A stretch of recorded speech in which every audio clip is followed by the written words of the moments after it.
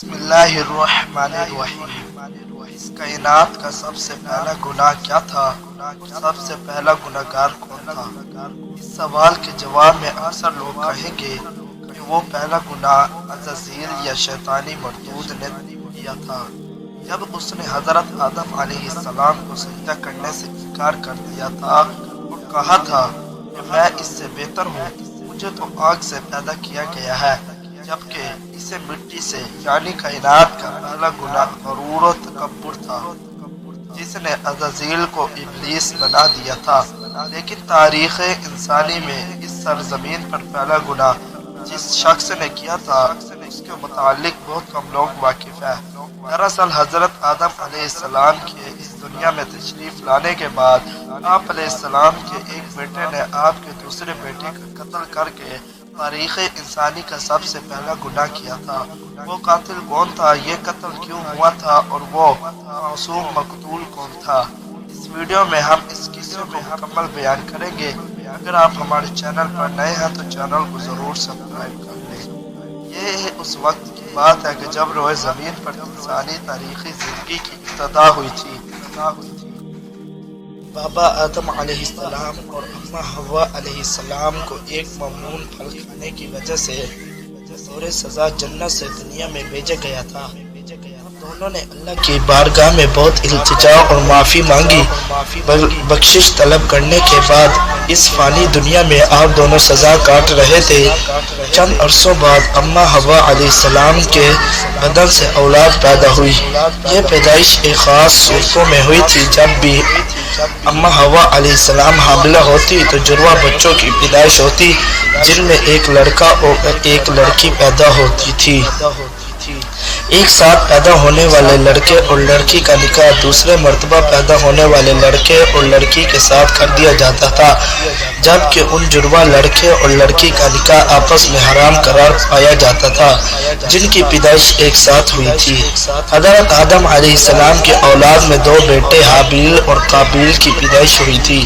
قابیل کے ساتھ پیدا ہونے والی لڑکی کا نام اکلیمہ تھا اور حابیل کے ساتھ پیدا ہونے والی لڑکی کا نام لیودا تھا۔ حضرت آدم علیہ السلام کی شریعت کے مطابق اکلیمہ قابیل کی بہن تھی اور لیودا حابیل کی بہن تھی، لہذا دستور کے مطابق قابیل کا نکاح حابیل کی بہن لیودا سے ہونا تھا اور حابیل کا نکاح اکلیمہ سے ہونا تھا۔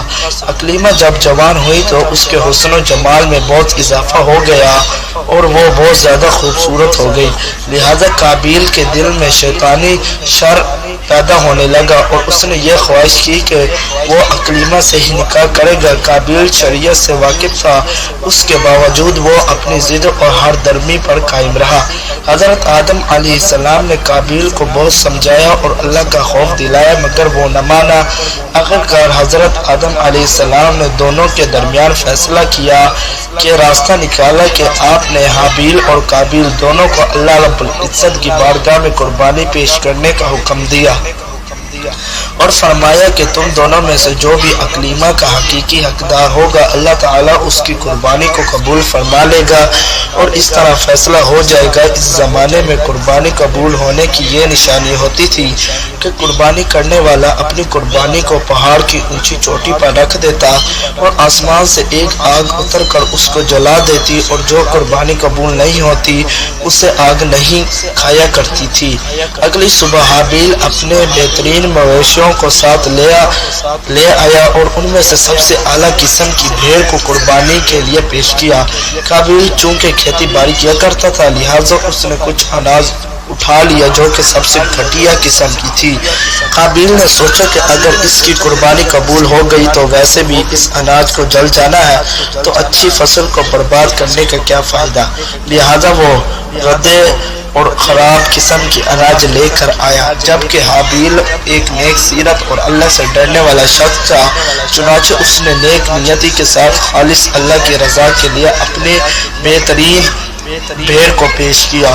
دونوں بھائیوں نے اپنی اپنی قربانی ایک پہاڑ کے اوپر لے جا کر رکھ دی۔ اچانک آسمان سے ایک آگ آئی اور اس آگ نے حابیل کی قربانی بھیڑ کو جلا دیا اور قابیل کا اناج ویسے ہی پڑا رہ گیا۔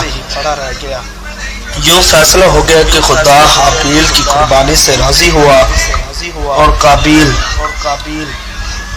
سے خوش نہیں ہوا۔ یہ دیکھ کر قابیل غصے میں آ گیا اور انتقام کی آگ میں جلنے لگا۔ اس نے سب کے سامنے یہ اعلان کر دیا کہ وہ حابیل کو جان سے مار دے گا۔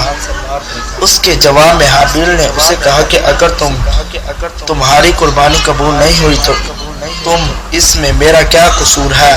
بلکہ تمہیں تو یہ کرنا چاہیے کہ پرہیزگاری کی راہ اختیار کر لو، اس صورت میں شاید تمہاری قربانی قبول ہو جاتی، اور اگر تم مجھے مارنے پر ہی تلے ہوئے ہو تو میرا قطعاً ایسا کوئی ارادہ نہیں ہے۔ میں بہرحال اس معاملے میں تم پر ہاتھ نہیں اٹھاؤں گا کیونکہ میں اسے بہت بڑا ظلم سمجھتا ہوں۔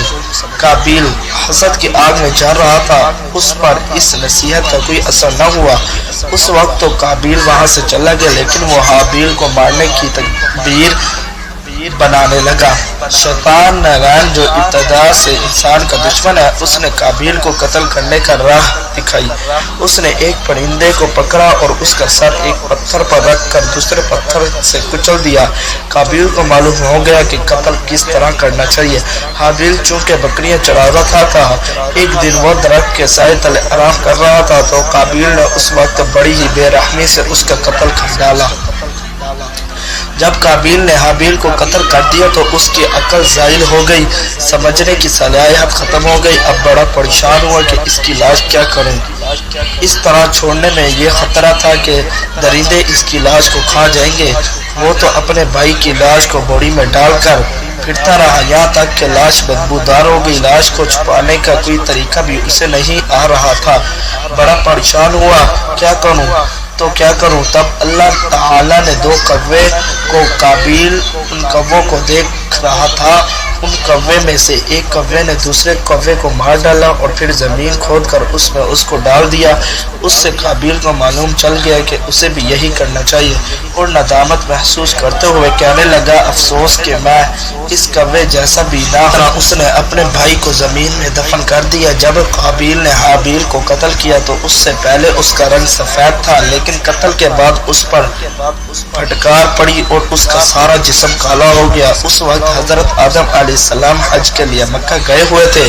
جب حضرت آدم علیہ السلام مکہ سے واپس آئے اور حابیل کو نہ پایا تو اس کو بہت تلاش کیا مگر وہ نہ ملے۔ لوگوں سے پوچھنے لگے، لوگوں نے جواب دیا کہ حابیل کچھ دنوں سے غائب ہے۔ حضرت آدم علیہ السلام نے حابیل کے صدمے میں کھانا پینا اور سونا سب ترک کر دیا اور شب و روز حابیل کے غم میں رونے لگے۔ روایتوں میں آتا ہے کہ جب حابیل قتل ہو گیا تو 7 دن تک زمین میں زلزلہ آتا رہا۔ قابیل جو بہت خوبصورت بھائی کا خون بہایا جس نے اس کا چہرہ بالکل سیاہ اور بدصورت ہو گیا۔ حضرت آدم علیہ السلام نے قابیل کو اپنے دربار سے نکال دیا اور وہ یمن کی سرزمین عدن میں چلا گیا۔ وہاں ابلیس اس کے پاس آ کر کہنے لگا کہ حابیل کی قربانی کو آگ نے اس لیے کھا لیا تھا کہ وہ آگ کی پوجا کرتا تھا، لہٰذا تو بھی آگ کی پرستش کرنا۔ چنانچہ قابیل پہلا شخص تھا جس نے آگ کی پرستش کی، اور زمین پر یہ پہلا شخص ہے جسے اللہ کی نافرمانی کی اور زمین پر خون نے ناحق کیا۔ توریت کے باب پیدائش میں بھی قابیل اور حابیل کا مکمل واقعہ ملتا ہے جنہیں قائن اور آبیل کے نام سے ذکر کیا گیا ہے۔ توریت مقدس کے باب پیدائش میں اس واقعے کا ذکر اس طرح آیا ہے، چند روز کے بعد یوں ہوا کہ قائن اپنی کھیتی کے پھل کا ہدیہ خداوند کے واسطے لایا اور حابیل بھی اس بھیڑ بکریوں کے کچھ پلوٹے بچوں کا ہدیہ لایا، اور خداوند نے حابیل کو اور اس کے ہدیے کو منظور کیا پھر قائن کو اس کے ہدیہ کو منظور نہ کیا، اس لیے قائن نہایت ہی غضبناک ہوا اور اس کا منہ بکر گیا، اور قائن نے اپنے بھائی حابیل کو کچھ کہا، اور جب وہ دونوں کھیت میں تھے تو یوں ہوا کہ قائن نے اپنے بھائی हाबील पर हमला किया और उसे कत्ल कर डाला। खुदावंद ने कहा, अब तू जमीन की तरफ से लानती हुआ। तब कायम ने खुदावंद से कहा कि मेरी सजा बर्दाश्त से बाहर है। देख, आज तूने मुझे रोए जमीन से निकाल दिया और मैंने तेरे हुजूर से रुपोश हो जाऊंगा और जमीन पर खाना खराबी करूंगा और ऐसा होगा कि जो कोई मुझे पाएगा कत्ल कर डालेगा।